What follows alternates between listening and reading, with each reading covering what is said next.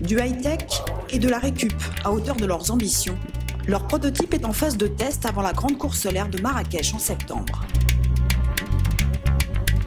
À 60 km/h, la vitesse n'est pas encore folle, mais le pari, oui.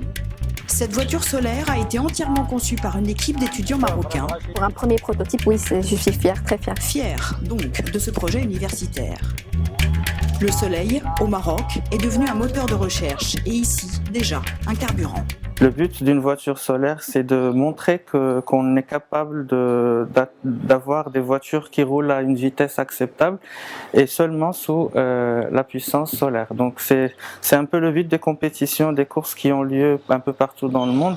Et là, en fait, nous, on veut participer aussi à la course d'abord de Marrakech qui a commencé il y a 3 ans et puis pourquoi pas à l'international. L'an passé, leur moteur a lâché. Mais pour ces futurs ingénieurs, informaticiens ou pros de l'IT, c'est tout l'enjeu de jouer dans la cour des grands. On va l'utiliser dans la voiture de test pour justement pouvoir rouler avec et puis faire des tests de la batterie, etc. Donc ça c'est bon. Pour la partie électronique, j'ai déniché un petit circuit. Ce circuit-là, c'est ce qui va nous permettre un petit peu de faire la liaison avec la tablette. De l'idée dans un labo neuf, équipé 3D, qui comme leur projet, est à l'image de l'Université internationale de Rabat, totalement innovante au Maroc. 120 000 mètres carrés sortis de terre il y a 5 ans pour répondre aux besoins d'un Maroc en pleine mutation. Le pays a entamé une transition énergétique promettant 52% d'énergie renouvelable d'ici 2030 et surtout du solaire. L'idée, c'est de créer des filières qui accompagnent les grands chantiers, les grands axes de développement de l'État marocain. Donc la stratégie sectorielle qui a été mise en place, nous essayons tant que faire se peut de l'accompagner en formant des cadres, des ingénieurs qui vont dans ce sens-là. Nous les accompagnons également par la recherche et développement.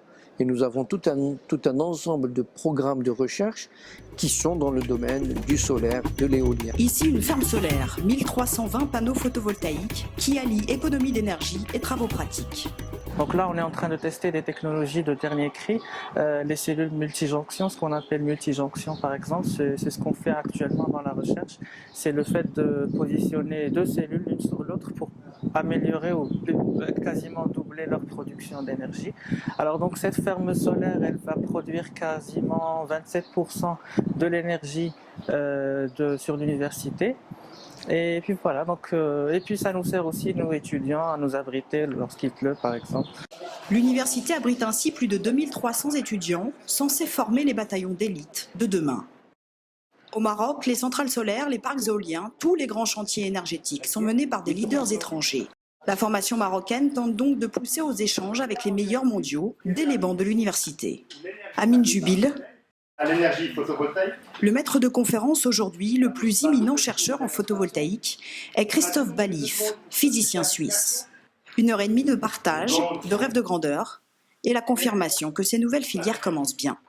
Alors, je ne veux pas me permettre de donner un jugement sur la qualité des études de médecine, mais il y avait des questions, je dirais, très pertinentes et qui montrent aussi qu'il y a un spectre d'intérêt qui va de la technologie jusqu'aux aspects plus, voilà, de fiabilité des installations, de taux de fonctionnement, etc. Donc j'ai trouvé des questions diverses qui nous montraient qu'il y avait un panel, je dirais, de savoir qui était bien équilibré. Et déjà, en 5 ans, près de 180 projets brevetés, des partenariats entreprises concrets et de l'idée dans les allées. Comme ce cube solaire, maison du futur, cadeau tout droit venu de Corée du Sud.